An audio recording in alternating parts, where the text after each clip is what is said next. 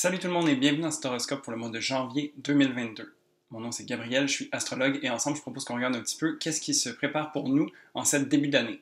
Déjà, je voudrais commencer en vous souhaitant une très belle année. J'espère que ça va être profitable et que l'astrologie va être de votre côté cette année. Je vous souhaite le meilleur. Cette nouvelle année commence, comme à chaque année, dans la saison du Capricorne. Alors, le Capricorne, c'est une énergie qui est un petit peu plus froide, un petit peu plus sérieuse, rigoureuse. T'sais. Donc, c'est une énergie qui est un petit peu moins joviale. Bien qu'on ait, en fait, en janvier, on sort un petit peu de la période des fêtes, alors c'est un petit peu plus le retour au sérieux. Où est-ce qu'on retourne au travail, par exemple, ou où est-ce que, OK, là, on a eu la chaleur du temps des fêtes et tout ça, on a eu les célébrations, la bonne bouffe, puis là, on est un petit peu plus dans l'hiver. On est vraiment en plein dedans. Alors, il y a un petit peu de ça, de cette vague de Capricorne, tu sais. Un truc qui est positif avec l'énergie du Capricorne, c'est de pouvoir vraiment justement travailler, de se permettre de faire la tâche qui est nécessaire, puis de se préparer en fait, comme c'est comme les termes de départ un petit peu, le Capricorne est maîtrisé par Saturne, qui représente un peu la structure, fait qu'on peut vraiment s'imaginer les termes de départ dans lesquels on vient se positionner pour partir la course en fait, puis débuter cette année du bon pied. Donc, c'est une bonne période de préparation, puis de juste se mettre dans le bon mental state pour tout ce qui est à venir pour l'année. Alors sinon, les grandes choses qui se passent un petit peu dans ce mois-ci, il y a beaucoup de réflexions dans l'air. Alors ça, c'est parce qu'on a Vénus et Mercure qui vont faire leur rétrograde pendant ce mois-ci. Donc, au niveau mental, au niveau de la manière qu'on a d'agir avec les autres, d'être en interaction avec eux, aussi de revoir un peu ses valeurs, tout ça. Ça va être toutes des choses qui sont mises de l'avant en ce début d'année. Alors, on a quitté l'année 2021 avec un bon bilan, justement, avec cette Vénus rétrograde qui nous a aidés avec sa conjonction à Pluton et tout ça. Donc, on est un petit peu encore dans cette vague-là. Et puis, on continue le travail pour s'assurer, dans le fond, qu'on est vraiment capable de faire le tour du sujet et d'être le plus allégé possible pour, justement, le reste de l'année, ou en fait, le début de l'année qui s'entame. Sinon, gros changement qui va être aussi perceptible, je crois, ça va être les nœuds lunaires qui vont changer de signe en ce mois de janvier. Alors, ça fait 1 an et demi que ces nœuds lunaires se promènent entre le Sagittaire et le Gémeaux. Et donc, comme à chaque 1 an et demi environ, ça change de signe. C'est quand même assez marqué parce que les nœuds lunaires représentent un petit peu le chemin de vie qui est proposé. Puis quand on le regarde au niveau global, c'est un petit peu la direction dans laquelle la société s'en va. Où est-ce qu'on est amené à aller. Et donc, ça va être intéressant de regarder ça ensemble. Alors, on débute le mois le 2 janvier avec une nouvelle lune en Capricorne. Donc, ici, vraiment, une nouvelle lune, c'est un nouveau départ. Donc, c'est parfait qu'on soit dans la bonne saison pour faire justement ces préparatifs, pour se lancer sur quelque chose de nouveau. Et c'est un excellent moment pour planter des graines, en fait, poser des intentions. Tu sais, cette espèce d'idée de poser des résolutions qu'on va essayer de garder à travers le temps. Donc ici, la nouvelle lune vient faire écho à cet engagement qu'on a envers soi-même et donc ça pourrait être vraiment propice de pouvoir se lancer à ce niveau-là. Cette lunaison en particulier va être pendant la rétrograde de Vénus, comme j'expliquais, et donc ça va être vraiment un moment où est-ce qu'on a besoin de repenser à ses valeurs, où est-ce qu'on a besoin aussi de repenser à ses besoins, de tout ce qui est en lien avec ça. Parce que bien qu'il n'y a pas de conjonction directe entre Vénus et la Lune à ce moment-là, c'est dans le même signe. Alors, il y a un petit peu cette coprésence qui est définitivement présente et qui va venir un petit peu teinter nos réflexions à ce moment-là. Puis de s'assurer de poser des intentions claires pour qu'est-ce qu'on a envie dans le futur. Ensuite, le 14 janvier, on va avoir Mercure qui est en Verseau, qui stationne rétrograde. Donc ici, c'est la première rétrograde de Vénus pour l'année 2022. Mercure, quand il est en rétrograde, c'est toujours un moment où est-ce qu'on réfléchit, où est-ce qu'on revisite, on revoit, et on se permet d'avoir une perspective différente sur qu'est-ce qu'on a été, qu'est-ce qu'on a vécu au courant des dernières semaines, mois. T'sais.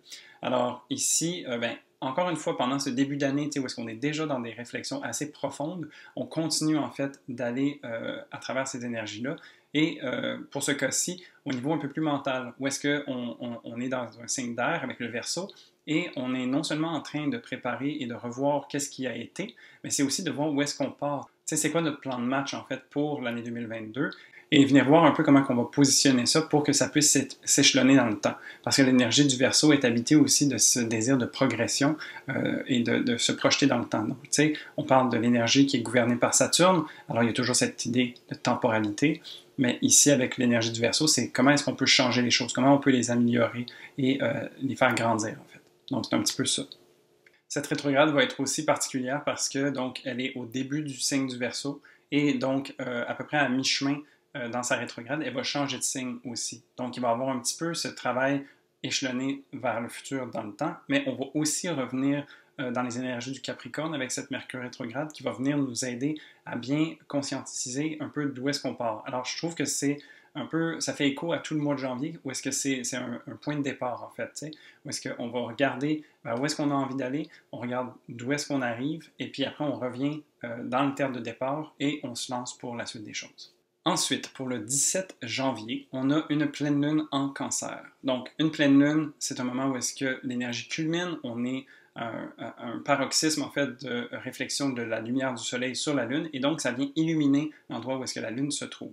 La lune est en Cancer et donc elle est en domicile. Ça vient faire écho à toutes les choses qui nourrissent et qui font du bien à une lune en général. Donc, on parle du foyer, de la famille, de ce désir d'être cocoon, d'être bien, d'être en sécurité et de pouvoir connecter tranquillement avec son monde intérieur et qu'est-ce qui nous fait du bien.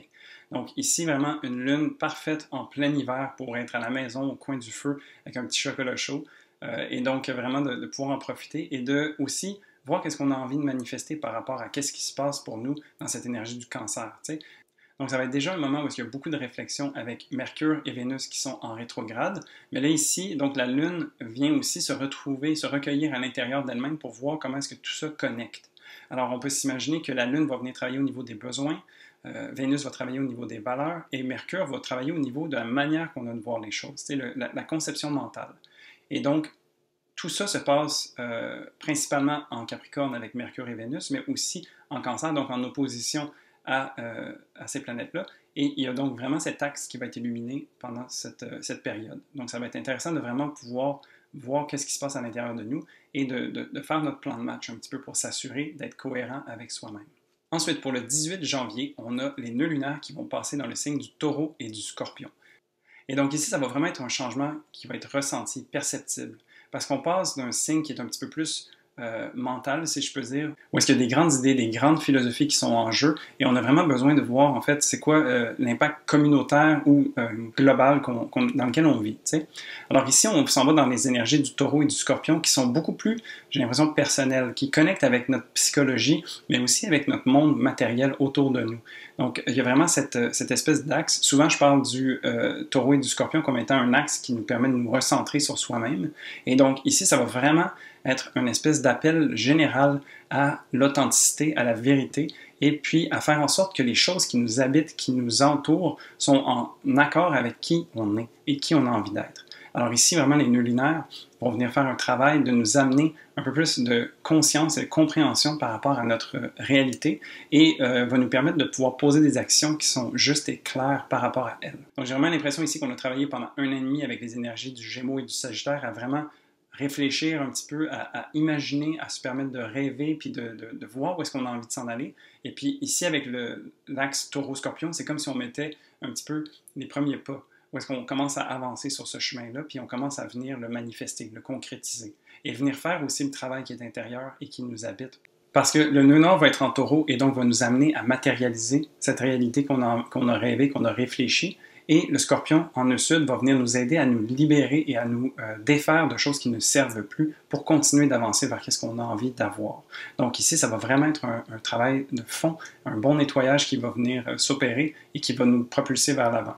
En même temps, cette journée-ci, on va avoir Uranus en Taureau qui va stationner direct. Donc ça, Uranus, c'est une planète qui dérange, qui vient déstabiliser, qui vient nous donner une décharge électrique. Et donc, en Taureau, ça fait un moment qu'elle est là. Elle a été une actrice principale pendant l'année 2021 avec son carré à Saturne. Et donc, ce mouvement vers l'avant va venir faire écho au changement de signe des nœuds lunaires qui nous amène vers l'avant. Et donc, on peut s'imaginer que Uranus en Taureau va venir intensifier et électrifier un petit peu cette avancée et nous donner la propulsion qu'on a besoin pour aller vers l'avant. J'ai l'impression qu'il y a des gros changements qui s'opèrent et on va vraiment les vivre de manière viscérale, parce que le Taureau et le Scorpion sont des signes qui sont très sensibles et qui ressentent les choses, que ce soit à l'intérieur au trip ou que ce soit vraiment à travers nos sensations physiques.